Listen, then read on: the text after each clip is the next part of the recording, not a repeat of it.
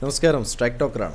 2021 സംസ്ഥാനത്ത് ആഞ്ഞുവീശിയ ഇടത് അനുകൂല തരംഗത്തിലും UDFനെ കൈവിടാത്ത സീറ്റാണ് പേരാവൂർ. ഒരു അട്ടിമറി ഉണ്ടാകുമെന്ന പ്രവചനങ്ങൾക്കിടയിലും 3552 വോട്ടിൻ്റെ ഭൂരിപക്ഷത്തിന് പേരാവൂരിൽ അഡ്വക്കേറ്റ് സണ്ണി ജോസഫ് ഹാട്രിക് തികച്ചു.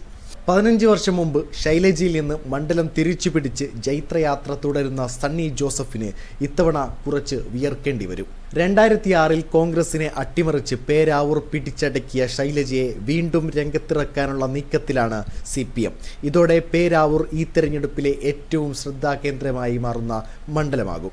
മട്ടന്നൂരിൽ VK സനോജിനെ നിർദ്ദേശിച്ചതോടെ ജില്ലാ ഘടകത്തിൽ നിന്ന് ശൈലജയുടെ പേരില്ലായിരുന്നെങ്കിലും പേരാവൂരിലേക്ക് സംസ്ഥാന നേതൃത്വമാണ് അവരുടെ പേര് നിർദ്ദേശിച്ചത്. 15 വർഷങ്ങൾക്കിപ്പുറം ഇരുവരും വീണ്ടും മുഖാമുഖം വരുമ്പോൾ ഒരാൾ KPCC അധ്യക്ഷനും എതിരാളി പഴയ ശൈലജയല്ല, കേരളത്തിലെ ഏറ്റവും ജനസമ്മതിയുള്ള നേതാക്കളിൽ ഒരാൾ കൂടിയാണ്. 2021 മട്ടന്നൂരിൽ മത്സരിച്ച കേരള രാഷ്ട്രീയത്തിലെ റെക്കോർഡ് ഭൂരിപക്ഷം നേടിയ ശൈലജയ്ക്ക് പാർട്ടിക്കപ്പുറമുള്ള വോട്ടുകൾ സമാഹരിക്കാനാകുമെന്ന പ്രതീക്ഷയിലാണ് പേരാവൂരിലേക്ക് നിയോഗിക്കുന്നത്. ഒന്നാം പിണറായി സർക്കാരിൽ ആരോഗ്യമന്ത്രിയായുള്ള പ്രകടനത്തിലൂടെ മുഖ്യമന്ത്രി സ്ഥാനാർത്ഥിയായി പോലും ശൈലജ ചർച്ചകളിലേക്ക് വന്നിരുന്നു.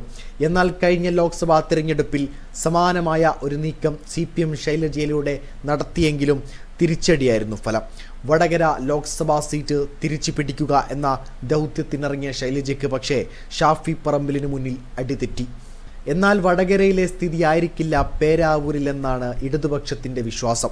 2021 പേരാവൂരിൽ കിതച്ച് ജയിച്ച സണ്ണി ജോസഫ് ഇത്തവണ ശൈലജയ്ക്ക് മുന്നിൽ വീഴുമെന്ന ഉറച്ച പ്രതീക്ഷയിലാണ് ഇടതുപക്ഷം. ഉറച്ച പാർട്ടി വോട്ടുകൾക്കൊപ്പം ശൈലജയുടെ ജനപ്രീതിയും കൂടി വോട്ടാകുമ്പോൾ സീറ്റ് തിരിച്ചു പിടിക്കാമെന്ന് പാർട്ടി കരുതുന്നു. പേരാവൂരിനെ ഒരു തവണ ഞെട്ടിച്ചതിൻ്റെ ചരിത്രം കൂടി ശൈലജയ്ക്കുണ്ട്. 2006 പേരാവൂരിൽ മത്സരിച്ച KK ശൈലജ കോൺഗ്രസിൻ്റെ സിറ്റിംഗ് MLA ആയിരുന്ന AD മുസ്തഫയെ 9099 വോട്ടുകൾക്കാണ് പരാജയപ്പെടുത്തിയത്. മണ്ഡലം രൂപീകൃതമായ ശേഷം ഇടതുപക്ഷം നേടിയ ഏറ്റവും വലിയ വിജയമായിരുന്നു അത്. ഇത്തവണ അത് ആവർത്തിക്കാൻ കഴിയുമെന്നാണ് പാർട്ടി കണക്കുകൂട്ടുന്നത്. എന്നാൽ ആ സാഹചര്യമല്ല ഇപ്പോഴെന്നാണ് സംസ്ഥാനത്തുള്ള ഇടത് വിരുദ്ധ തരംഗം പേരാവൂരിലും ആഞ്ഞടിക്കുമെന്നാണ് UDF അവകാശപ്പെടുന്നത്. ലോക്സഭാ തെരഞ്ഞെടുപ്പിലെ ഫലവും സമീപകാലത്ത് നടന്ന തദ്ദേശ തെരഞ്ഞെടുപ്പ് ഫലവും ഇതിന് തെളിവാണെന്ന് UDF പറയുന്നു.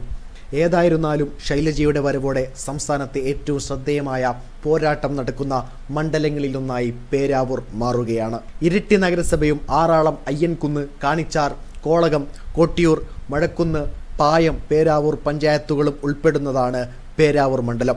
കഴിഞ്ഞ തവണ ഇതിൽ 2 പഞ്ചായത്തിൽ മാത്രമായിരുന്നു UDF ഭരണമെങ്കിൽ ഇപ്പോൾ 5 പഞ്ചായത്തിലേക്ക് UDF കരുത്ത് കാട്ടി. എല്ലായ്പ്പോഴും UDFനോട് ചായ്വ് കാണിക്കുന്ന പേരാവൂർ ശൈലജയ്ക്ക് വോട്ട് നൽകി LDFനെയും ഉൾക്കൊള്ളുമെന്ന് ഒരു തവണ തെളിയിച്ചിട്ടുണ്ട്. പക്ഷേ അന്നത്തെ മണ്ഡലമല്ല ഇപ്പോഴത്തെ പേരാവൂർ.